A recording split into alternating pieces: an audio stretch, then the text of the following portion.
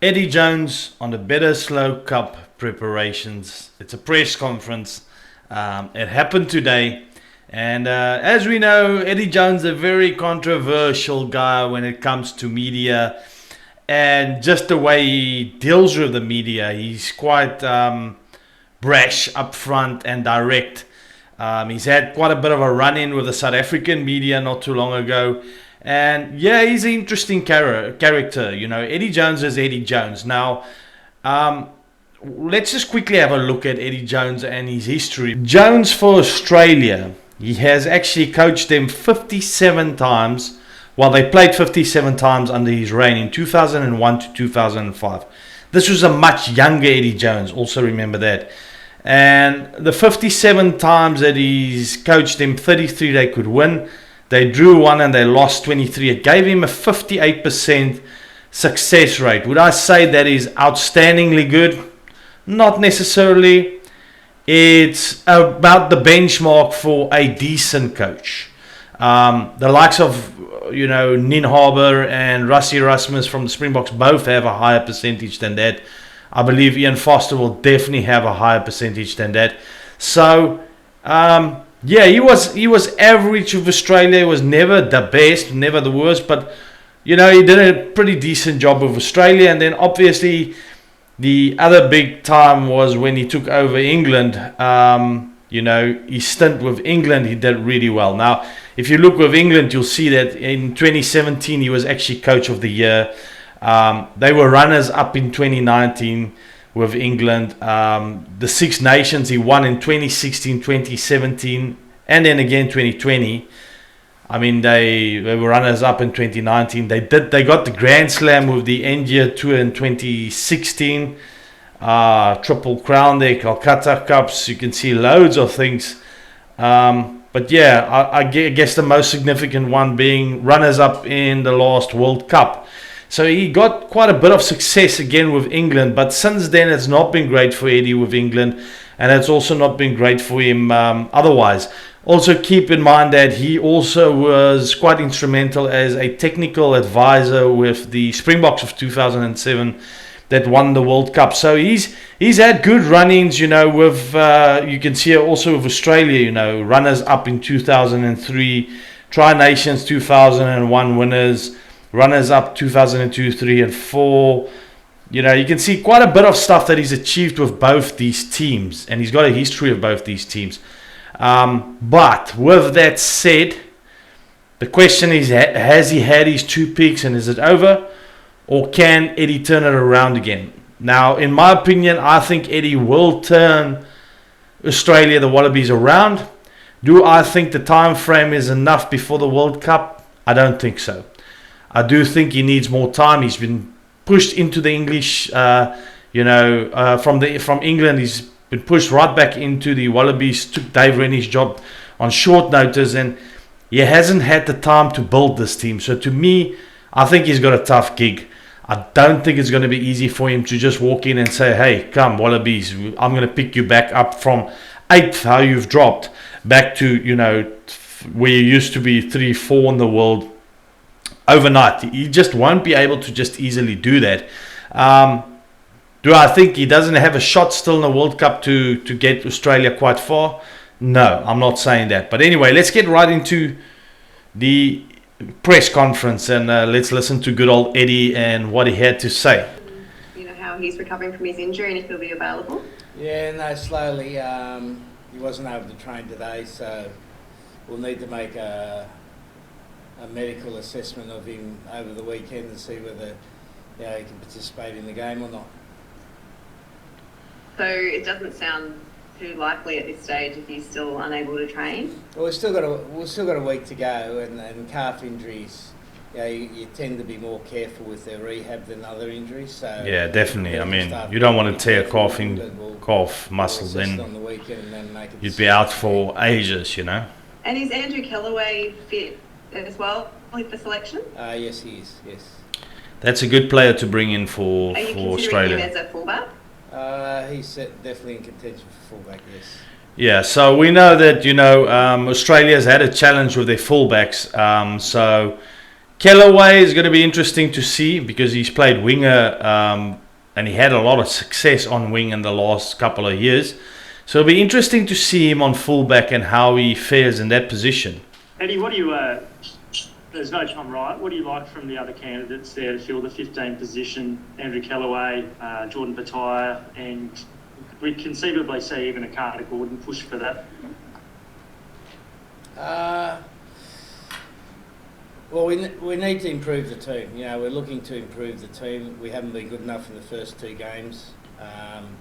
So I'm still searching for what our best team is. That's quite obvious. And I think that's the thing. He's still working on selection. South Africa's still working on selection. Petaia are definitely options at 15. Where I think All Blacks are kind of more on their way and more settled in who they need. Obviously, it's a shorter... Or who they want to play. Even though there's been a lot of players in that rehab list. Now there's not so many. Pete Summers not in the squad, but Fraser McWright, Michael Hooper. Are they your genuine candidates at 7? And because it's smaller, does that just mean you want to see Fraser? You want to see how he can push? Well, you know, I came into the job with the intention of getting the team ready for the World Cup. You know, given the short... Yeah, and he had a tough gig, man. They're saying, you know, short time to do it. As they are, and certainly against New Zealand in the Bledisloe Cup, we treat it with the utmost importance. Yeah, I've got to find out who the best 33 is for Australia. Yeah. And this is just the process, mate. He's got a very tough gig, by the way, Eddie Jones here. For him, on a very short time, he's got to now try and first figure out who is the best team on form for him. And then on top of that, try and get success week after week, you know. So it's a tough gig for Eddie. And recently, and even Tate McDermott yesterday said that there's still some teething issues. Everyone's getting up to speed. There were some comments earlier in the week whether or not the Wallabies fully know what the attacking and the defensive... People will have to be more patient with Eddie Jones and Wallaby supporters because the breakdown at the moment. He's got a tough gig there. That's trust part me. of the issues we've got at the moment, but in time, players options. There's not as many in Australia as in England, for sure. Time issue regarding everyone's come together pretty quickly. Well, it's an understanding issue, mate. Understanding what we need, what decisions need to be made by the players, how much is the framework and how much is the decision making of the players, and we're working out the right balance for the team. It's a really good question. Yeah, well, you're going to have to answer it. You took the job. Just on those players coming back from injury, you had Taniela get through 40 minutes for Australia last week. How have you sort of made his performance and him tracking back into the squad from that Australia experience? Yeah, well, he hasn't been able to train until today. He came back a little bit crook. I think, maybe some of the native Tongan food got to him. I'm not sure. He came back a little bit unwell. But he's back training today, and if he can get through some good training early in the week, then he may be available for selection. And just on the All Blacks, and without giving too much of the game plan away, what's the sort of non-negotiables to trying to shut down, particularly their attack when... Non-negotiables. This should be interesting. Yeah, well, we're not too worried about the New Zealand at that stage, but as not too worried. Okay. Christy said, we've got a lot of things to work out ourselves. We're trying to work out our best game plan, but like any team, and New Zealand have approached this season a little bit differently than they normally would. They have, the World Cup year, they tend to have a measured build-up, and it looks like they're all guns firing at the moment. New Zealand's definitely ahead of Australia and the Springboks when it comes to see how they cope with pressure on kind of having a better idea of what type of game they want to play in attack and defence to put them under pressure. And who they want to put in. I guess being back in sort of Bledisloe build, the first one back for you since I think we're retaining the Bledisloe, for at least 2 decades. What does it mean to sort of prepare for the Kiwis again and kind of get back to this? Was one of the biggest rivalries in world rugby. Yeah, no, it's obviously a massive game we're looking forward to. There's nothing better than coaching New Zealand. If you looked at Australia, it is doing the same thing again. Our immediate squad thinks we've got a chance of winning. Which sometimes can can drive a bit more closeness within. Being the underdog, that's good for Australia. So you never know. No one's expecting them to win. So playing against a very good New Zealand team. And, Eddie's got to talk it up. They still have to try and believe in themselves, and he needs to talk it up for his own players and for his own team. Draw inspiration from that, and you're going to the MCG, no better place to make a statement in the world. I don't get any inspiration from English cricket. Oh, Eddie's classic. The underdog mentality. I don't get any inspiration from Out cricket. of Australian teams, you've seen in the past. Sometimes look annoyed doing these press conferences. Well, in this situation, we need to, because we are the underdogs. But generally speaking, we want to be a team that can cope with any sort of tag that gets put on a team, whether it be favourites or underdogs. You just don't want to be a team that fronts up when you're underdogs. But in this situation this week, we're massive underdogs, and that creates an opportunity for us, because we know if we can put pressure on a team that's labelled as red hot favourites, then sometimes that pressure can turn into increased pressure on them and it's like he says, all the pressure in a sense would be on the All Blacks to win it. If they don't have anything to lose, the Wallabies really.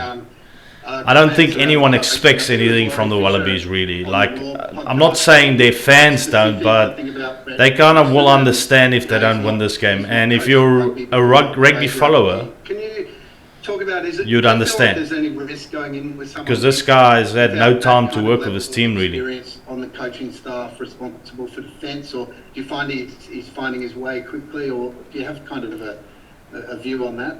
Well, Laurie's a member of the Australian A staff, so I find those comments inappropriate. There he goes again. Then on Brett, do you find like is it a risk going in with someone who hasn't had the kind of experience at that level? Well, I think it's the media. I'm almost sure of it. Situation's a risk and also an opportunity. I've got no doubt we're not as clear about how we want to play as we want to be. But I don't. The only problem I see with that is that we're not performing as we'd like to perform. But in a build-up to a World Cup, these sort of teething problems are sometimes the best problems to have. And sometimes you find out more about your team in these situations than you do when you think things are going along swimmingly. And they're not going along swimmingly, and all the comments Laurie's made, he's a smart coach, and he did a great job with the defence for Australia A. So we can take good consolation from that if we need someone to help us, we can use him. Thank you. Eddie, Nick White, Quade Cooper have been your halves, and Quade's come back from injury, Samu's come back from injury. Are you confident there's enough threat there with pace? Whitey's 32, 33, Quade's 35. Is there enough threat there? Just look at the frown on his face when he doesn't like a question. Allow for a bit more speed and potential threat, or a Ryan Lonergan? Well, I think there's 2 points there, Christy. Firstly, we've got a number of players coming back from long-term injuries. And we know those players, as much as we like them to be at their best now, they're not going to be their best until the World Cup. And we've got a plan in place to get each player back. I wouldn't expect too much from Australia in this game. He kind of clearly says that... Going to end up. He's still 4 games into returning from Achilles tendon. Quade's not been at his best. Three games.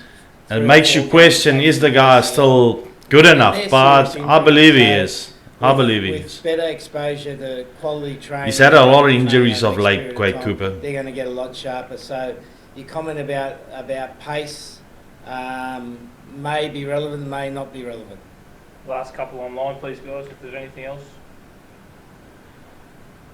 You happy? Thanks, guys. Appreciate it. There's one more. Is that should fans, and I dare say you don't really care what the fans have to say, or even the media, but I do care. Don't put words in my mouth, please. Oh boy. I mean, he was already fighting with South African press. Here he goes with Australian press again. You got to be so careful what you say to this guy. At the moment, because they are coming back to their best, and they need to have minutes under their belts before a World Cup campaign. Well, that would appear to be the obvious, mate. I mean, a lot of sarcasm, with Eddie. Like, Eddie's just got to understand press conferences. Just go through the motions, answer the people. But anyone's coming back from a long chill out, injury bro. needs time.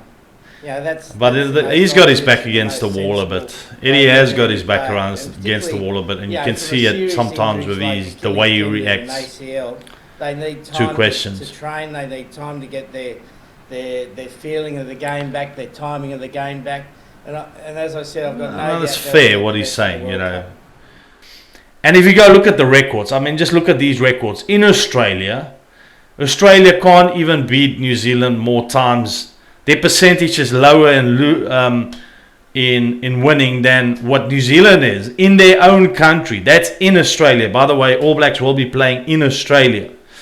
In New Zealand, obviously New Zealand pretty much, you know, dominates 81 wins and 15 losses.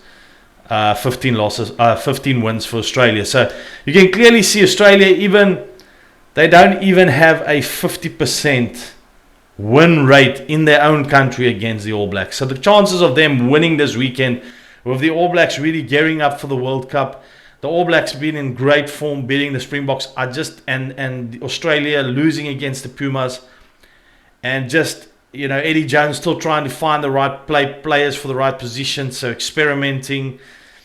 Look, Eddie can say what he wants. I don't see this happening for the World Cup. Do I think that the Wallabies could, by the time of the World Cup, be an improved team? Yes, definitely.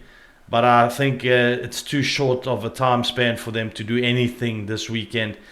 And I still think they can be a decent team at the World Cup, but I don't see them doing the best with the current situation with the Australians. But then again, there's always upsets. So anything could happen on the day, guys. That's the lovely thing about the oval ball of rugby, that can bounce anywhere of the day. Things can go your way on a specific day. They're playing at home. You never know. They might just win this weekend's game. They might still have a shot at the World Cup. I'm not saying this can't happen, but just going by what we've seen, it's going to be a tough gig for those guys. Anyway, guys, if you enjoyed this video like the others, thanks to everyone that's supporting and subscribing. This channel keeps growing. Hit the subscribe button, and it's that red button at the bottom if you're missing it, by the way. And yeah, then I'll see you in the next one. So thanks so much, and see you then. Bye.